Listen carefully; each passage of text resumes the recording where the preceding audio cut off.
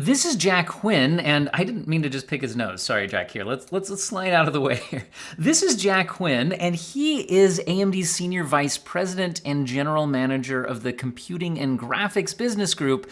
In other words, if you had questions about AMD's plan for, graphics cards, he would be a very important person to ask. So information from him should be taken with, a good deal of seriousness. Now, for a long time now, as we look to AMD's next generation of graphics cards, there have been a lot of rumors that AMD will not be targeting the high end, that they'll be focusing more on the mid-range and lower range. And, that's been leaks and rumors. It has not been confirmed directly by AMD. So today, there's been an article published by Tom's Hardware where they got a direct interview and direct quotes from Jack Quinn as, in pertaining to that exact question. What is AMD's plans regarding the, consumer graphics card business? And specifically, are they abandoning the high end? So I will link this article in the video description, and so you can take a look at all of Tom's Hardware's thoughts on this. I'm mostly interested in what are the quotes regarding this, directly from AMD and somebody who would actually know versus, like I said, leaks and rumors and all of that. So after Tom's Hardware asked about that, about how AMD's growing data center profits could mean that they're less focused on gaming, that there's been rumors about them, leaving the high end, all of that. Here's Jack's response. He says, "I'm looking at scale, and AMD is in a different place right now. We have this debate quite a bit at AMD, right? So the question I ask is, the PlayStation 5. Do you think that's hurting us? It's $499. So I ask, is it fun to go king of the hill? Again, I'm looking for scale, because when we get scale, then I bring developers with us." Now, we're going to keep going, but look at what he's saying here. He's saying, going king of the hill, meaning trying to have that Halo product, something as fast as a 4090, or try to beat the 4090. That's fun, but he's more interested in scale, a large business. He wants scale because he wants to bring developers with them. So in other words, maybe AMD's products would be better served by developers. Games could be more optimized if they had a larger percentage of the market. People wouldn't, optimizing for AMD and supporting AMD hardware would be less of an afterthought if they had that larger market share. And they're mentioning things like the PlayStation 5, where I don't think AMD makes a lot of money on every single, chip in the PlayStation 5. But if you're selling, tens of millions of them, a little bit of profit can, add up off of each of those. Anyway, he continues, "So my number one priority right now is to build scale, to get us to 40 to 50% of the market faster. Do I want to go after 10% of the TAM, that would be total addressable market, or 80%? I'm an 80% kind of guy because I don't want AMD to be the company that only people who can afford Porsches and Ferraris can buy. We want to build gaming systems for millions of users." So again, he's talking about scale, but notice it sounds like the end goal here would be to capture 40 to 50% of the market of those gaming graphics cards. Now, interestingly, I'm going to pop over here to the Steam hardware survey for a minute. This is the latest one that wrapped up from August. And if we look at the PC video card usage by manufacturer. Now, to be clear, I also want to be clear that this is a little different than what you might see as market share reported in, the latest sales figures. So if you look at the market share for, Q2 of 2024, that's showing what sold that quarter and what percentage of it was AMD, which is different than what Steam hardware survey shows because a lot of people are using graphics cards that they bought years ago. So this, I guess isn't maybe as, showing the latest sale figures versus what people actually have in their PCs. So a little bit different. But notice here we can see that as far as what's in people's PCs, at least people who are on Steam, we're seeing 76.6% NVIDIA, 15.4% AMD, and Intel hanging out at about 7.7%. And this does include, integrated graphics as well as the, discrete graphics and all of that. So anyway, definitely something to consider there when he's looking at that, 40 to 50% market share. And right now, they're clearly way behind that. So anyway, so they want to get to 40 to 50% of the market faster. So going after the highest end, the top 10% of graphics cards is less interesting to him than going after 80%, what people actually buy. Now, what does he mean by what people actually buy? Well, again, let's take a look at the Steam hardware survey. Look at if you go to video card description and you look at the most popular graphics cards here. I mean, one thing you might notice is the top, let's see, how many are NVIDIA? 1, 2, 3, 4, 5, 6, 7, 8, 9, 10, 11, 12, 13, 14, 15. The top 15 slots are NVIDIA.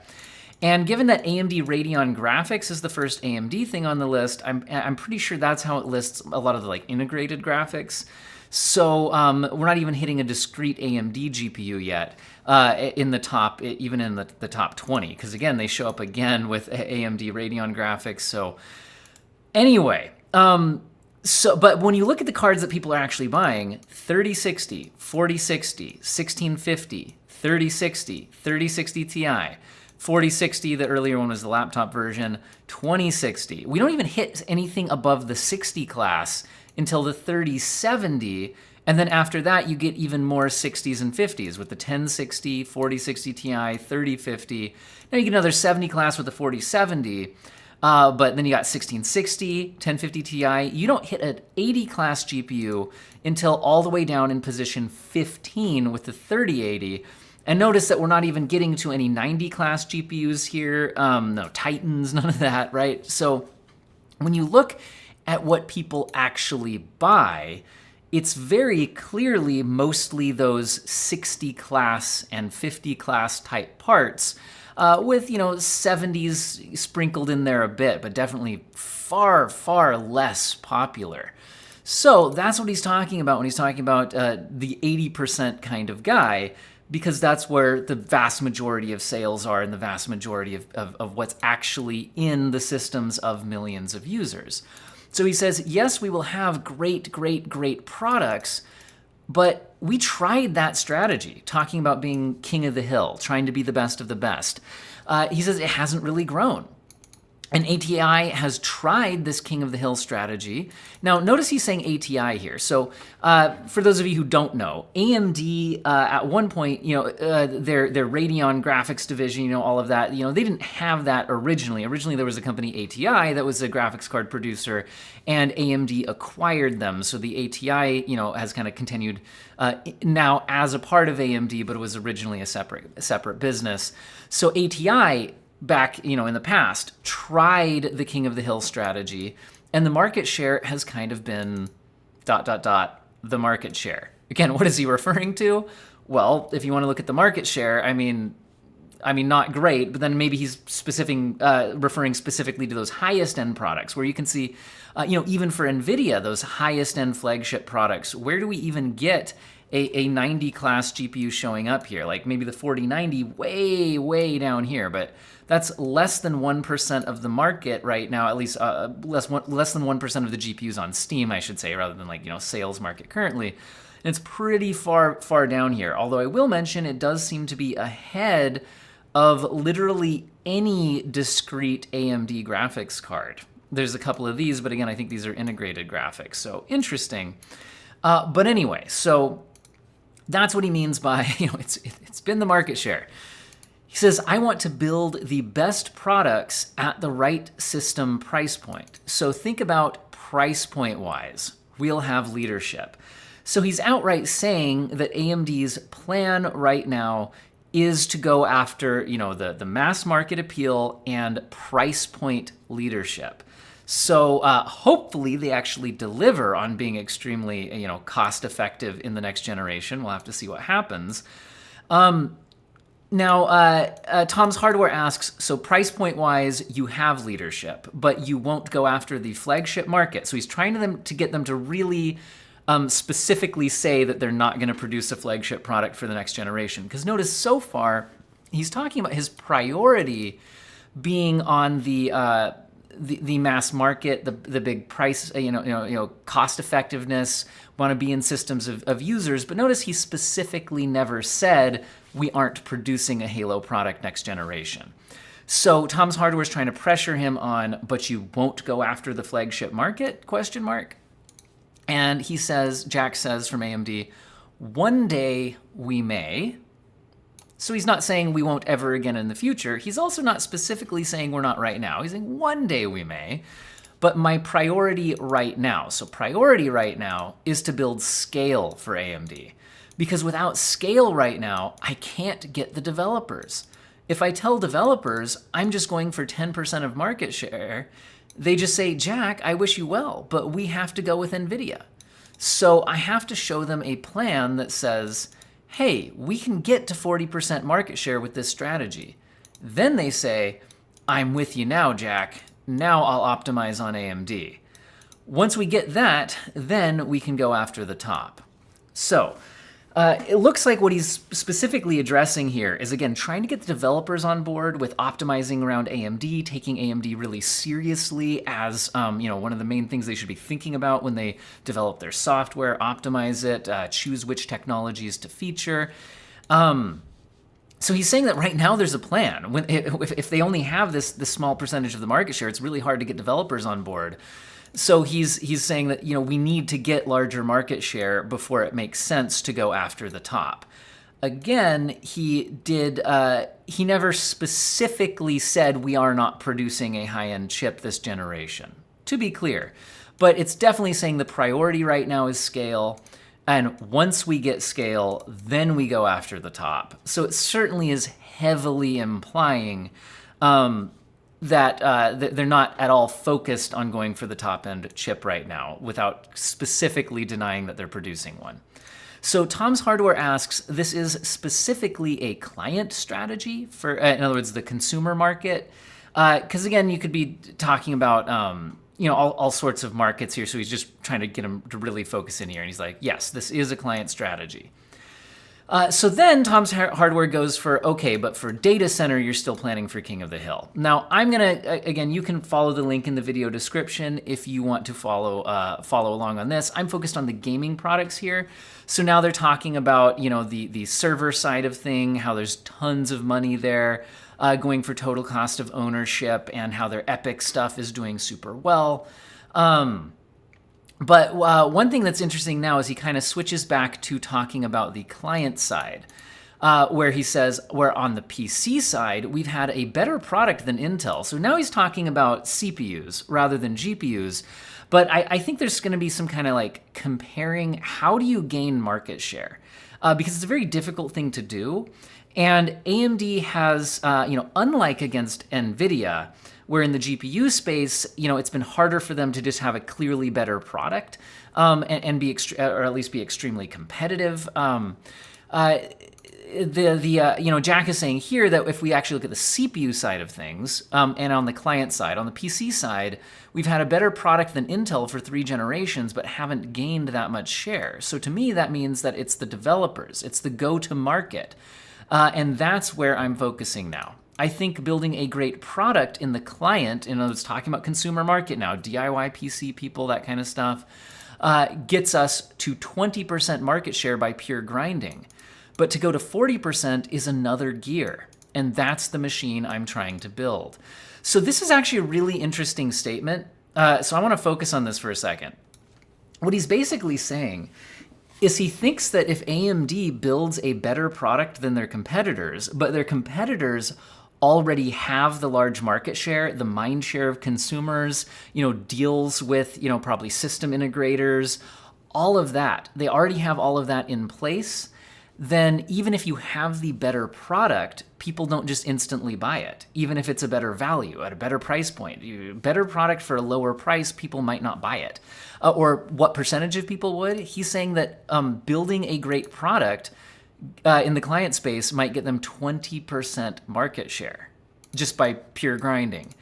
But he's saying that like trying to get to 40% market share, which sounds like, they'd like to be at 40 to 50%, is another gear. He's trying to build that machine Now, he doesn't say, okay, what is that other gear? How do you get to that other gear, right? And he says, but don't worry, I love gaming. When I present to the board, meaning when he's talking to the board of directors for AMD, he says that I say gaming is a strategic pillar in my strategy. I actually talk about a few things: commercial, PC, and gaming. So he's saying when he's talking up to AMD, because again, this is where a lot of this comes down to is, where is AMD focused as a company? Because again, data center is doing really well right now. They're seeing a lot of growth there. They're still having to claw. They're still not leading in market share on that, in totality, but they're seeing a ton of growth there, and it's gaining a lot quicker than what we're seeing from like their gaming, DIY market, that kind of thing. But he is saying that he does see it as like the kind of having these big three pillars when presenting to the board of directors and where their plans are: commercial, PC, and gaming. He's saying, don't worry, we will have a great strategy for the enthusiasts on the PC side, but we just haven't disclosed it. Okay, so this is getting interesting. Is there some secret plan? So again, we will have a great strategy for the enthusiast on the PC side, but we just haven't disclosed it. And he says we'll be using chiplets, which doesn't impact what I want to do on scale, but it still takes care of enthusiasts. Don't worry, we won't forget the Threadrippers and the Ryzen 9s. Now, that's an interesting, closing statement on that, because that's now talking about CPUs again. So, again, like when he's talking about this chiplet strategy, I'm really interested whether he's talking about graphics cards, okay?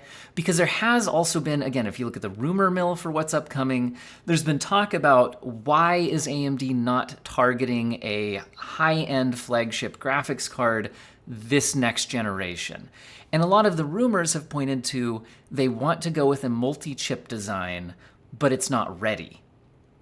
And so if that's the case, it needs some more time to cook before they can then jump in and compete at that super, super high-end level again using this chiplet strategy. So again, look at this, read this. Don't worry, we will have a great strategy for the enthusiasts on the PC side, but we just haven't disclosed it yet. We'll be using chiplets, which doesn't impact what I want to do on scale. In other words, so if they have this chiplet design, like this is kind of how the Ryzen stuff took off in the CPU side, where you have the individual chiplets, so and then you can just stack as many of them together as you need to put like, a ton of cores out there and scale a whole big product line off of this same CCD that's kind of stacking up. So again, this could be implying that that's for the GPU space, but again, he says, don't worry, we won't forget the Threadrippers and the Ryzen 9s, which is talking about CPUs with tons of cores and lots of chiplets. So that then suddenly at the end kind of calls into question whether he's talking about the GPU space on this. So that's the end of the direct comments from Jack about all of this. So you can then read this article if you want more of Tom's Hardware's thoughts, and again, this would be linked in the video description. I want to give some of my thoughts on this too, because again, the Steam Hardware Survey is really interesting when thinking about this strategy, because it both seems to support and not support, if that makes any sense, AMD's overall strategy here that they're discussing, going after that mass appeal, and assuming they do mean, at least for now, not going for a flagship product. Like I said, you can see that the vast majority of the top, 15, even 20, graphics cards on here are, kind of that mid-range 60 class product, which really seems to support that. That's where the market share is. That's what they need to go after, and that seems to totally make sense. But the other thing that's a bit interesting here, though, is if you look at AMD's most recent GPU series with the 7000 series, there's only one of them with enough share on the Steam Hardware Survey to even show up. The 7000 series only has one graphics card, and it's not super high up the list. But you know what it is? It is the 7900 XTX. Now, the 7900 XTX, sure, we're down at 0.4% of the Steam Hardware Survey, but it's the only 7000 series, the only card from their current generation of products on this list, and it's their flagship. So, So are they wrong that the best thing to do would be to, leave behind the flagship, not focus on that, and to go for that consumer thing? Or, that's the one thing on here that just kind of, it begs the question a little bit. Now, that being said, AMD does still have a lot of 6000 series products on here.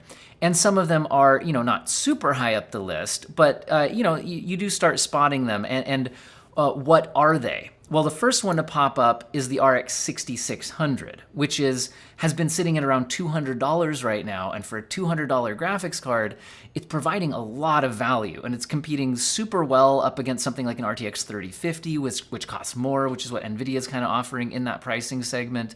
What comes after that? The RX 6700 XT, which again has been hanging out around $300 for a while now, which is around where a 4060 is, and it has more performance than a 4060, more VRAM. And again, these are kind of in those $200 to $300 price points. Then you have the 5700 XT, which I think was also in that general kind of price point. You got some older cards like the RX 580 and 570, but I'm trying to go for, okay, where's AMD's 6 and 7000 series parts showing up?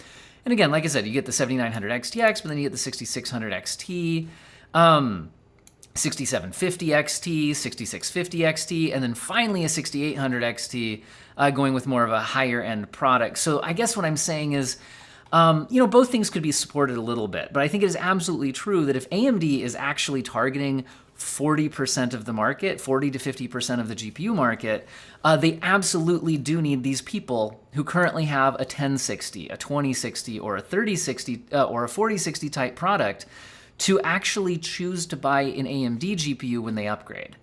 These are the people who need to, once they're tired of this GPU, they're buying another graphics card, they need to make the choice to buy AMD instead of NVIDIA. Now, how are you going to convince them to make that choice?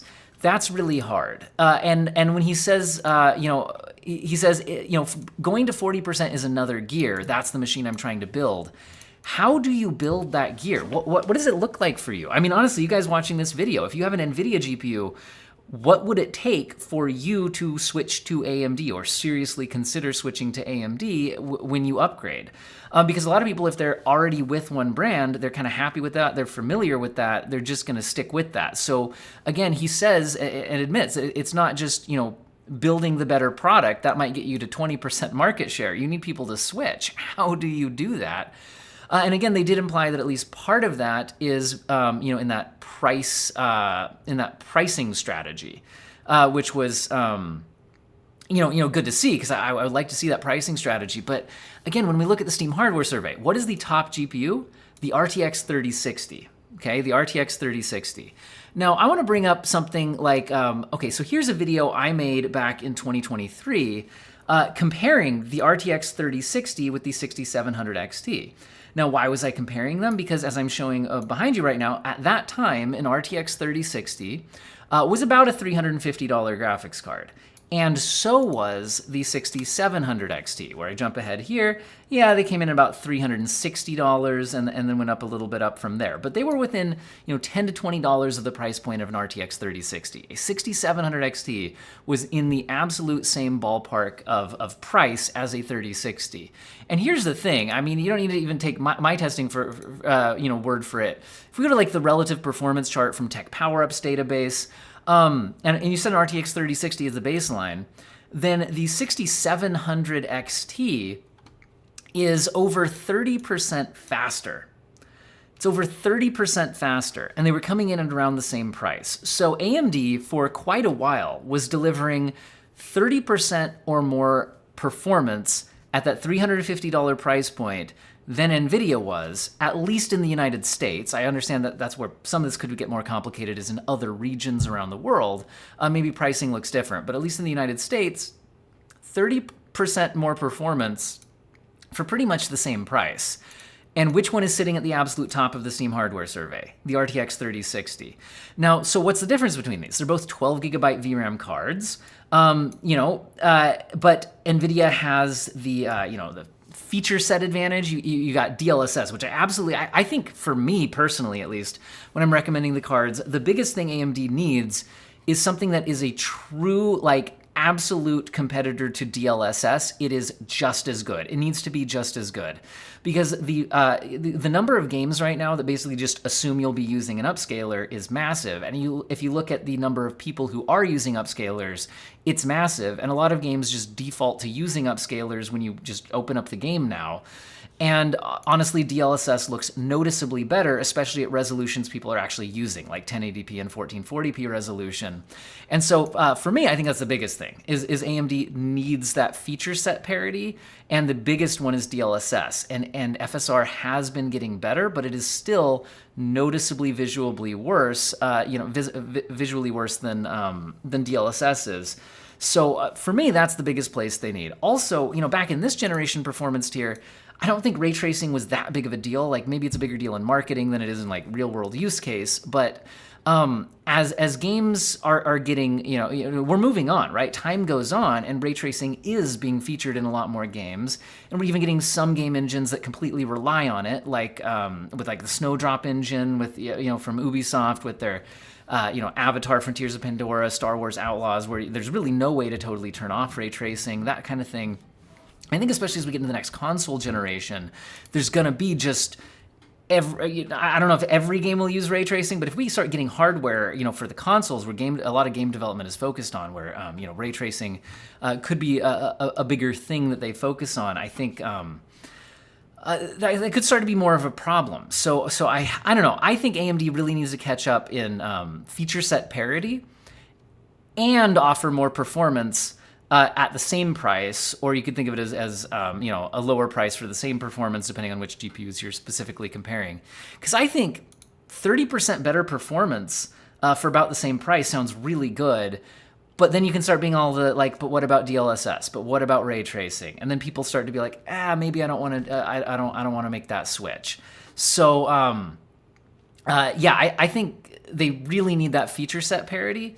And once they have the feature set parity, then they still need to offer 20 to 30% more performance at the same price. Because I don't think, the same performance for like 10% less money is going to do it. That's not going to convince people, especially if there's not feature set parity. So we'll have to see what happens. In the end, it's what people end up buying. But I hope that AMD is seriously taking the price to performance and getting up to feature set parity super seriously. Again, I'm interested in the comment section what you guys think about all of this, whether you think it's a mistake not to go for the high end, if that is indeed what they end up choosing to do, and what would it take if you're an NVIDIA user for your next GPU to be AMD? What would they have to offer you compared to the NVIDIA alternative? I'm just curious what you think. And I think that's what I've got time for today. So I hope you guys enjoyed the video. I certainly found this interesting, and I hope all of you have an excellent day.